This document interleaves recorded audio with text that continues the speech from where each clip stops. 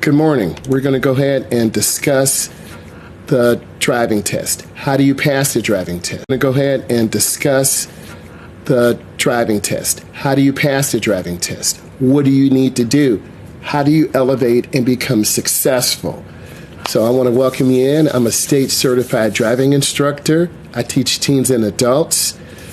When you take your driver's test, it's important that you have practice. If you don't practice, you will not be successful. Preparation helps prevent poor performance. Let's go ahead and get into some elements of your driver's test. If you have questions, you can type them in. Number one, you do not want to exceed the speed limit. A lot of people ask me, well, what if I go over the limit? What if I go over the limit? You will get into a situation where you may get one warning and then you could possibly fail your driving test. Speeding is an automatic failure. It's important to drive at the speed limit. If you drive too slow, you could get a warning and that could become failure. Definitely if you drive too fast. We recommend familiarizing yourself with the area that you're going to be driving in. You need to talk to some of your friends, some of your besties who have already taken the test. It depends on where you are in your friend group. Many of you are at the high school level, college level, 20s, 30s. It really depends on your goals. And what I need you to do is type your questions in. I can answer those. Remember that you can lose points for driving too fast in road conditions. What does this mean? Snow, rain, fog, heavy traffic. You want to be mindful of heavy traffic conditions because if the speed limit, let's say, is 45 and everyone is driving 55, obviously you're going to be holding up traffic. You want to get over to the right lane. People who can't maintain speed will always go to the right lane. And what I need you to do is understand about traffic being in the right lane. People in the right lane tend to drive slower. They can't keep up with the flow of the traffic. So what I need you to do is understand what are your goals. And most of you who are looking at this right now want to pass your driving test. You have questions about your driving test. I'm a state certified driving instructor. So when you put your questions in, you're going to get those questions answered. I'm going to do a positive good for the community, and you're going to be successful. So if the road is snowy or icy, you need to reduce your speed that is safe for the road conditions. Many states, provinces, locations around the world have speed limits adjusted to suit the needs of safety for pedestrians, safety for drivers, and safety for the overall flow of the community. So you really need, when you're driving, you really need to be looking left, looking straight, looking right. Where is that speed limit sign? Where is that speed limit sign? If you're not sure, I would say around 35 miles an hour. That is super important that you are consistent. Also, if the roads are icy or snowy, you need to adjust your speed according to show that you have adequate judgment. The road tester is not judging you on your attitude or your preference. They're judging you on, can you control this vehicle? And that's really important, that you can control your vehicle. You have to show vehicle control. Number two, failing to show caution in an uncontrolled intersection. Intersections are the most dangerous because you have traffic coming left, coming right, you have pedestrians. So let's go ahead and break down these intersections. As an instructor, I want to see people drive consistently. I want to see you look left to check traffic to the left. I want to see you look right to check traffic to the right, to look for pedestrians, to look for bikers. Every test route, you must at least go through one uncontrolled intersection and one controlled intersection. What is a controlled intersection? A controlled intersection has traffic lights, has signs. And when you come up to that controlled intersection, today we're talking about how to pass your road test. And when you come up to an intersection, you have to really look to the left to make sure it's clear. You have to look straight, and you have to look to the right. Your road tester, your instructor, we want to see you look. This shows people, your instructor, your road tester, that you understand the driving environment. And that's extremely important, that you understand the driving environment. And when you understand that driving environment, you're going to be more successful, showing your tester, hey, I have control of my vehicle. Many times, beginning drivers, you need to look both ways. You need to demonstrate caution, covering your brake, having control of your vehicle. This is a lesser known test disqualification, but we will sometimes hear about it from disappointed customers because they literally blew through a yield sign. They literally blew through an intersection. When you're driving, you should feel peaceful. You should feel chilled. You should feel relaxed. And if you feel chilled and relaxed, you're going to more likely be more successful driving and showing that tester that you have control of the vehicle. Let's go to the next one. The next one is rolling stops. It seems really trivial, but a lot of beginners, and if you have questions, type them in, a lot of beginners just roll stop signs. You learn this from your mom. You learn this from your dad. You learn this from your bestie. You look left and right. There's no one here. I'm just going to roll through the stop sign. You're building a bad habit, and that bad habit will come back to haunt you in the end. And I'm trying to show you right now, because I'm a state certified driving instructor, what do you need to do to be consistent? How do you need to be consistent, not only to pass your test, but to be a lifelong driver? And that's what it's all about. So stop means stop. The minimum is 3 seconds, 1001, 1002, 1003. It could go up to 1004 and 1005, 5 seconds. Okay? Type those questions in, I'll read them. Any information on the right pressure to use according to the brake? You want to use the ball of your foot. You want to squeeze the brake. And that's a great question. Great question. A lot of beginning drivers punch the brake. And if you punch the brake, we're going to jerk the car, and then you will get a minus. If you're driving a manual and you shift down to a lower gear and you pop that clutch up, the car's going to surge back and you're going to lose control. When you're driving a manual, you have to be more sensitive on your brake. You have 3 pedals. You have a gas pedal, you have a brake pedal in the middle, and you have your clutch pedal to the left. When you're slowing down to a stop, I would push the clutch in, take it out of gear, and squeeze the brake and gradually slow it down. Okay? That is really important, because if the car bucks or surges, you're going to lose. What I mean by the ball of your foot. Right here, this is my hand, but right under your toes, you have the ball of your foot is to the left.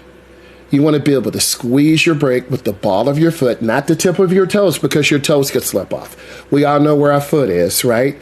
So use the ball of your foot. If you wear shoes, that inside part, you want to squeeze the brake very gradually. That's a great question. And get in that car, adjust your seat. You don't want to be too close to the steering wheel. You don't want to be too far away. You have to adjust your foot so you can pivot your foot between the gas and brake. A great question. Keep those questions coming in. So no rolling stops. You have to stop behind the stop line. The stop line is the big, thick white line. It's called a stop bar, S-T-O-P, bar, B-A-R, or a stop line, S-T-O-P-L-I-N-E. You have to stop. Then you remain motionless for 3 to 5 seconds, 1001, 1002, 1003. You have to look around. Then, if clear, you roll forward. It's called showing the car, where you come up and people from your left and people from your right, pedestrians in traffic, see you. And once they see you, then you're going to be more likely to impress the road tester, and you're showing him or her that you have control of your vehicle. It's about vehicle control. So remain motionless, 3 to 5 seconds, and take your time. So let's continue. Climbing the curb. This means your car actually going over the curb. If you go over the curb, it is automatic failure. What I need all of you to do is stop, check. If you turn the wheel short, you overturn or underturn, the car's going to go directly over the curb. So what I need you to do is take your time, be patient, get the front end of the car up to the edge of the road. You look left, you look right, then you turn right into the nearest lane.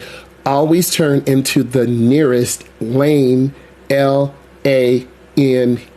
You have to keep your turn as short as possible to get into the nearest lane to facilitate a smoother flow of traffic.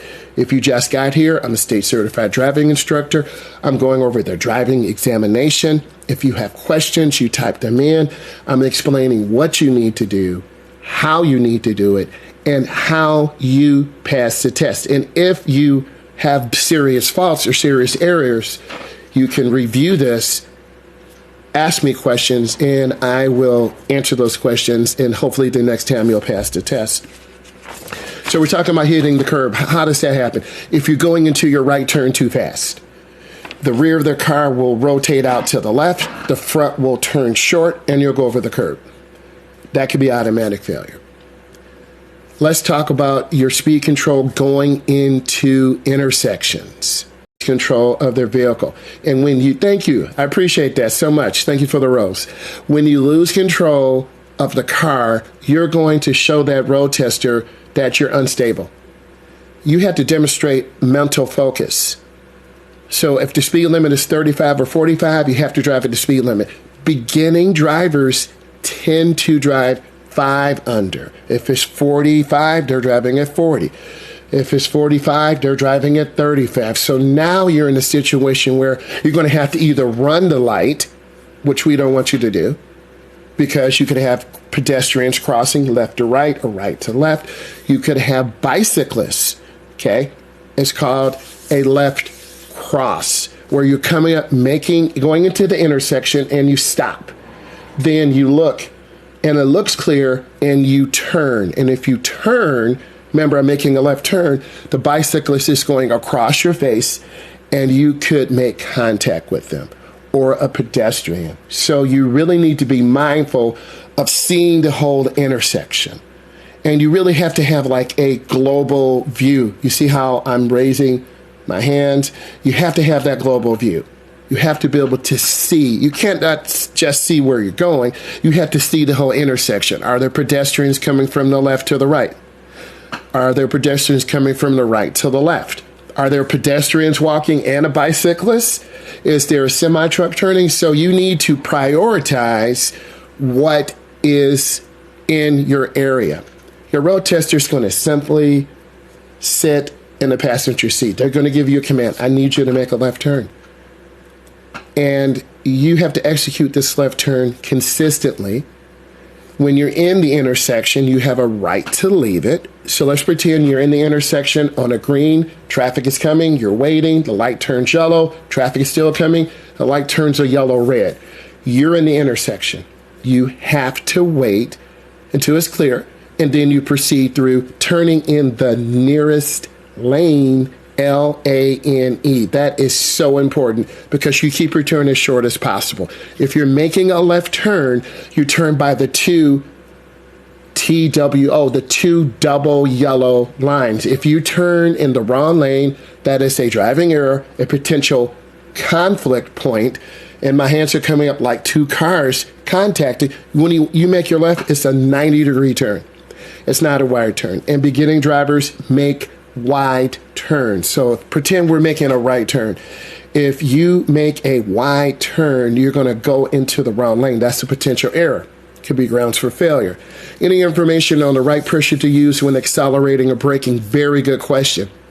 What I need you to do is squeeze the brake very gently. If you are hitting the gas too hard, the car will lunge, go forward really fast. As an instructor, I don't want my students to do that. I want you to show me gradual control. Gradually squeeze the brake so we stop evenly. And if you're driving a manual, you should be squeezing your brake with your foot And when appropriate, you downshift from fourth to third. You can use the engine's torque to slow you down. But if you pop the clutch out, the car will jump back and forth. Then you're going to lose points because you don't have vehicle control. Okay? Let's continue. Great questions, keep them coming in. Failing to yield to a car or pedestrians, one of the biggest hazards of them all. As an instructor, I'm always emphasizing to my students, to all of you, yield for pedestrians. They have a right to cross.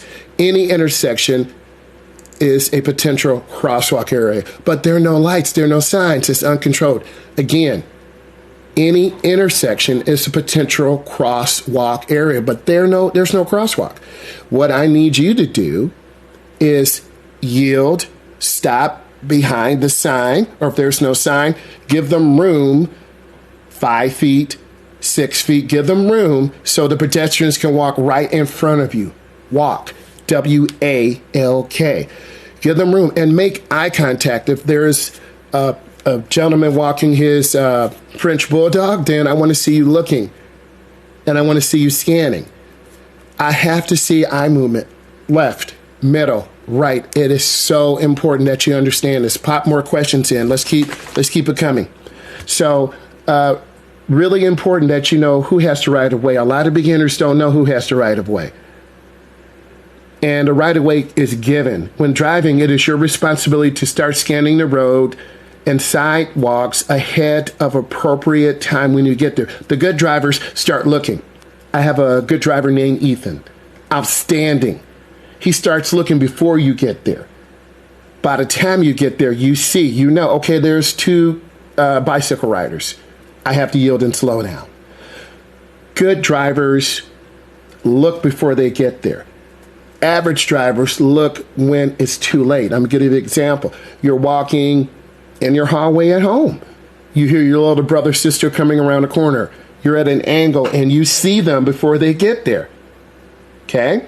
They could run into you, knock your food over, whatever, drop your cell phone. So look before you get there. So when getting into an intersection, patience and being aware of all the surroundings key. This is so correct. This is so correct. Excellent. That is 100% what I need all of you to understand. You have to be patient. Some elderly and they're vulnerable road users. Okay? They're vulnerable road users. The vulnerable road users are elderly people, bicycle riders, and pedestrians. Vulnerable road users. All of you on here, me included, we need to be more aware of vulnerable road users, pedestrians who technically, if there's no sidewalk, should walk against the traffic so they can be seen. Technically, bicycle riders should be riding with the flow of the traffic. They should never be riding their bike against the traffic because we as motorists underestimate how fast they're going. They could be going 15, 20, 30, 40 miles an hour. And then we turn, maybe making a right turn into a gas station, a store, getting a smoothie. So as a result, they get striked. If you're a bicycle rider, you need to be wearing a helmet. You need to have the proper reflectors on your bike. And you need to look and make eye contact. It's your responsibility as a bicycle rider because they're part of the highway transportation system, the HTS, Highway Transportation System. And when you are making that right turn, you must look before, if I'm making a right turn, I'm coming up, you turn under a blinker 100 feet or half a block, 100, 3 cars. The blinker is on, right is always up. Beginner drivers mix it up. They turn on the left blinker. Other cars think they're going left, but as a reality, you're going right. So as that happens, you're confusing other drivers. So some cars may dip inside of us to the right, and your road tester or your instructor such as me, I want you to make a right turn to the light. You're like, okay, but you have on the wrong blinker. And then you get over to the right, and then you look over the wrong shoulder. So we've cut off a car. Someone is laying on the horn, dun, dun, dun. Horn, H-O-R-N, and then now you're really tense. So what I need you to do is just relax, make sure, and I always say up is right, because I see in your mind you're thinking, down is left. Use your pinky. You don't take your hand off the wheel, use your pinky. So let's look at some more questions here. Always give the right of way. It is a good mentality. This is correct. Give the right of way to little kids. Give the right of way to bicycle riders. Give the right of way to motorcyclists. Give the right of way to our elderly. If this is bringing you value, give it a thumbs up, rose, like, whatever you need to do. It is so important that you learn these fundamentals over time. It's one thing to learn how to drive. It's another thing to become a defensive driver. And I always teach all of you, because you're my family, I'm like your uncle. I'm always teaching you, did you see grandma walk by? Did you see the little kid on the bike? Did you see the bicycle rider with the carbon fiber frame and the purple helmet? Oh, I'm sorry, Unc, I didn't see them. Slow down, take your time, cover your brake. There are more. I love the questions. Let's talk about hand positioning for a moment. At the end of the day, your road tester, they don't care how you have your hands on the wheel. At the end of the day, you need to demonstrate vehicle control. So this is 9 and 3. This is 10 and 2. This is 7 and 5. 8 and 3. That's kind of, here's about 8 o'clock. Here's 3 o'clock. I'm kind of making the wheel small. I have very long arms. So if you have very long arms, 8 and 3 might not be good for you. It depends on your biomechanical measurements of your body. I'm 6'4", 6'5", 260, long arms. So it depends on the type of vehicle you're in. So what I need you to do is get into that vehicle, adjust your seat like I'm moving back. Move forward. You want to be no closer than 6 or 8 inches from that steering wheel, because there's an airbag in the steering wheel. So I want to see you drive comfortably. It could be 10 and 2. It could be 9 and 3. It could be 7 and 5. It depends on how your mom and dad drive. It depends on how your instructor taught you. It depends on how your sister, how your brother, how your bestie. Okay? So it just depends. 5'10", you're a little shorter arms. That might work for you. So everyone's a little bit different. And what I do as an instructor, I take the time when you first get into the vehicle, I come over to your side, drop the questions in, I come over to your side, and I adjust the seat. First, I put it all the way back. Your arms are straight. Okay? Your arms are straight. That's too far. We want to have a slight bend in our arms. And if you have a slight bend in your arms, you can turn properly. Have the slight bend in your arms so you can control the vehicle, so you can turn properly. It's super important. And good instructors will take the time to help you. And I need all of you to type in, do you drive at 9 and 3? Do you drive 10 and 2? How do you drive?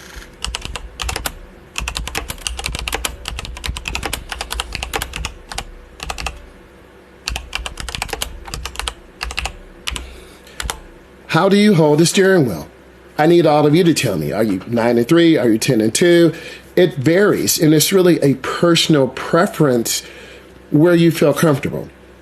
So for me to say 9 and 2, 9 and 3, it varies. So that's the old way I think, and I see 9 and 3.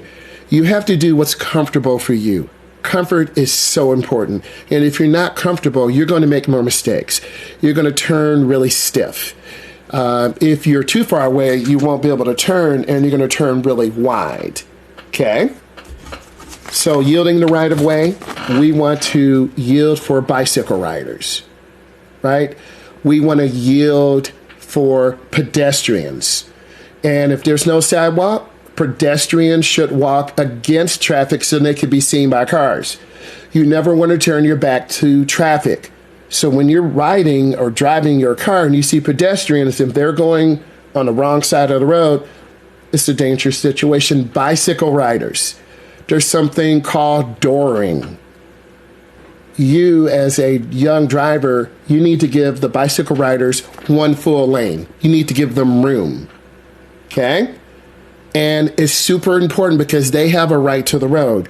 We are sharing the road with pedestrians, elderly, bicycle riders, scooters, school buses, semi-trucks, runners, So there's so many elements. So what I want you to do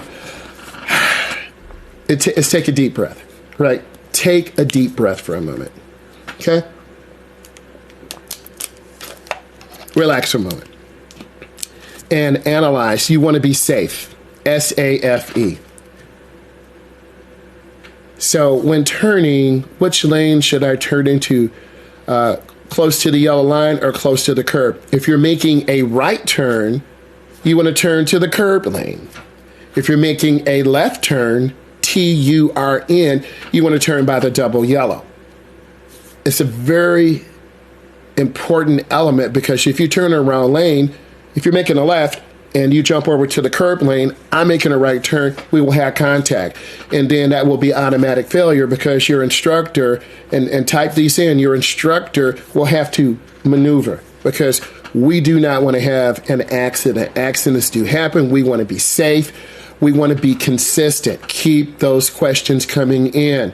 Always keep your turn as short as possible. It facilitates a smoother flow of traffic. If you're just joining us, I'm a state certified driving instructor. I teach teens and adults. We're talking about passing your driving test. I'm here to answer your questions. I'm here to clear up any confusion and to help you be successful and live your best life. This is bringing you value. Thumbs up, hearts, likes, diamonds. Let's give it some value, and let's go ahead and talk about this. Keep your turn as short as possible. We were talking about pedestrians. I want to educate you on this, so please listen. It's really important to know who has the right of way in traffic situations that you encounter. We talked about encountering vulnerable road users. Okay, and if you're listening, you should be able to type in some of the vulnerable road users. Who are these vulnerable road users? You should be able to type it in. This is your virtual class. Let's go ahead and get it. Vulnerable road users, who are they? What do they consist of? One vulnerable road user are bicyclists. We have to give them a full lane of traffic. Okay? I'm struggling with trying to keep a steady speed, not going too heavy. A lot of beginner drivers, from my experience, barely push the gas. So if the speed limit is 55, we're at 40. We're 15 under. We're at 45. We're 10 under. So here's what happens. The light is a quarter of a mile ahead. You are 10 under the limit. The light's green. We're a quarter of a mile away. It's a stale green. And you should know what a stale green light is. The light has been green a long time. It can change to yellow at any time. So we have 2 car lanes before we are in the intersection. The light turns yellow. Now we're forced to make a decision. Do we speed up and accelerate through? Kind of dangerous. Do we slam the brakes? Dangerous. So what I encourage all of you to do is have gentle, lightweight pressure on that gas pedal and gradually increase your speed. You have to stay with the flow of the traffic. So what I need you to do is stay with the flow of the traffic. If you're going a little bit fast, you lift your foot off the pedal. And over time, you will get better. Is it Amora? Hopefully I'm pronouncing it right. You will get better. And if you push too hard, you'll go too fast. If you don't push enough, you'll go too slow. So speed control comes around that third. Thank you. So what I want you to do is practice holding that pedal, and then the car will respond. If it gets up to speed and you hear the motor going, then you lift your foot and then check your speed. If you're going too slow, you push a little bit more. Every car is different. Every driver's ed car is different. Every regular automotive manufacturer car is different. And if you're driving a manual, now you have to push in the clutch shift to second, and then you accelerate up to about 35. Now you're up to 35. Let's say the speed limit is 50. You accelerate, you push the clutch in, you shift up to 4th gear. So every car's a little bit different. You're going to have to experiment. Now, if you're going downhill, you will increase speed. So you're going to have to adjust your speed to match the conditions of the road. I'm here for you. This brought you value. Drop a rose, drop a like, drop a diamond. I need more of you to ask questions. This is why I'm here, to see you be successful, to see you get ready to take that next step in life. And that's so important. Okay? So we talked about failing to yield the car for pedestrians. Pedestrians always have the right of way. Pedestrians and car conflicts happens in parking lots. Pedestrian and car conflicts happen in downtown areas. Pedestrian and car conflicts happen when pedestrians are not walking where they should be. What do you mean? The intersection is 100 feet away, a pedestrian pops up between cars. You didn't expect that. So what I need you to do when you're driving, we're talking about driving in North America. If we're driving in the UK or Australia, we're driving on the left, same principles apply. You have your car properly centered. You don't want to hook the right because doors could pop open. That's called dooring. I talked about that. If you're riding your bike, and many of you have, if you've been riding your bike, just put in bike.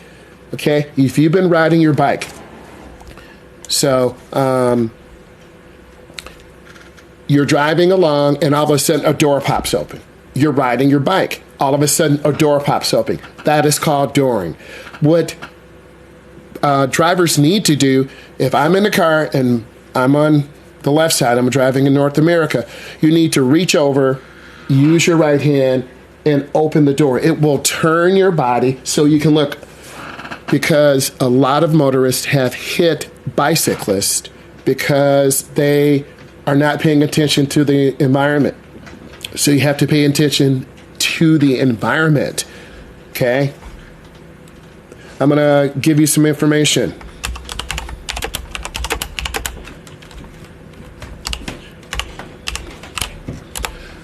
I typed in what is a hawk. Take a moment. This deals with driving. This deals with driver education. This deals with pedestrian safety. So I'm typing in the word hawk.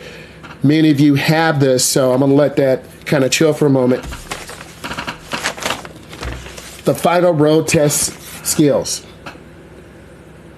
Teacher intervenes to maintain vehicle control. That could be automatic failure. What does this mean? If you're making a right turn and you're about to hit the curb, the instructor has to turn the wheel. Okay? That is grounds for potential failure. Speeding 10 or more over the limit. Automatic failure. You want to drive at the speed limit. If you speed 10 or more over, automatic failure. Dangerous maneuver. You are making a lane change, but you didn't check your blind spot. The instructor says, I need you to make a lane change to the left. You turn on the wrong blinker. You look over the right shoulder, but you should be looking over the left shoulder. You cut off a car. You will be marked down. If I'm in the car with you, I'm going to make mental note, and then I'll talk to you in the end. You strike an object, automatic failure. Okay? I asked you what a hawk is, not the animal, the hawk, H-A-W-K. A hawk is a design where the pedestrian pushes a button and a series of lights light up to get attention to road users. And this attention allows drivers to stop. Hawks cost anywhere from $250,000 to $500,000. They could be in Chicago. They could be in New York. They could be in any community that has a lot of pedestrian foot traffic. So you push the button, it lights up like a Christmas tree, and then this allows, it goes from yellow to red. And this allows people, pedestrians and motorists to slow down, and then a bicyclist or a pedestrian can safely cross the street. I'll give you some other information, so you really need to be listening. You need to be putting your comments in.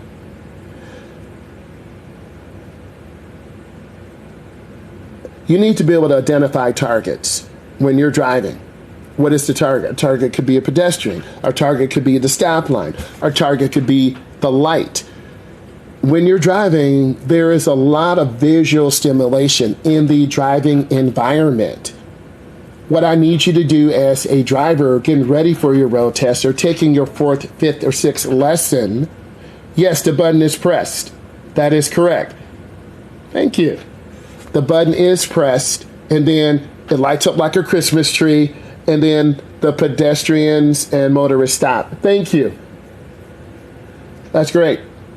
So let's continue. You want to search 10 to 15 seconds ahead of you so you can see trouble before it gets there. Remember I mentioned Ethan, who is He's finishing up tomorrow. A really good driver.